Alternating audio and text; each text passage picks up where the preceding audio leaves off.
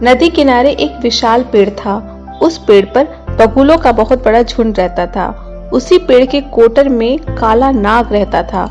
जब अंडों से बच्चे निकल आते और जब वह कुछ बड़े होकर माँ बाप से दूर रहने लगते, तभी वह नाग उन्हें खा जाता। इस प्रकार वर्षों से काला नाग बगुलों के बच्चे हड़पता आ रहा था।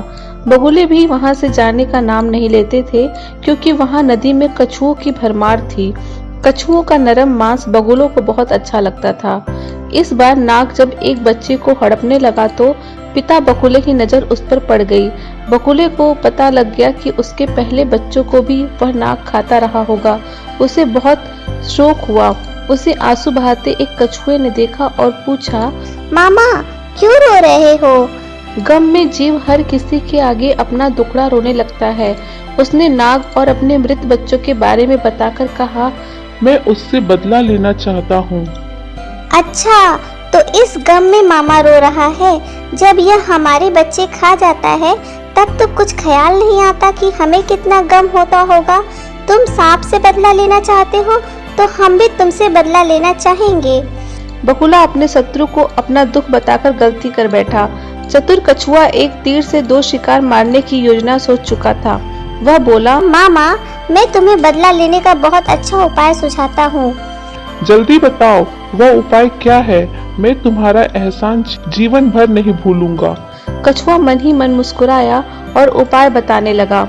यहाँ से कुछ दूर एक नेवले का बिल है। नेवला सांप का घोर शत्रु है। नेवले को मछलियाँ बहुत पसंद है। तुम छोटी छोटी मछलियाँ पकड़कर नेवले के बिल से सांप के कोटर तक बिछा देना। नेवला मछलियाँ खाता खाता सांप तक पहुँच जाएगा और उसे समाप्त कर देगा। बगुला बोला, तुम जरा मुझे उस नेवले का बिल दिखा दो। कछुए ने बगुले को नेवले का बिल दिखा दिया। बगुले ने वैसा ही किया जैसा कछुए ने समझाया। नेवला सचमुच मछलियां खाता हुआ कोटर तक पहुंच गया। नेवले को देखते ही नाग ने फूंकार छोड़ी।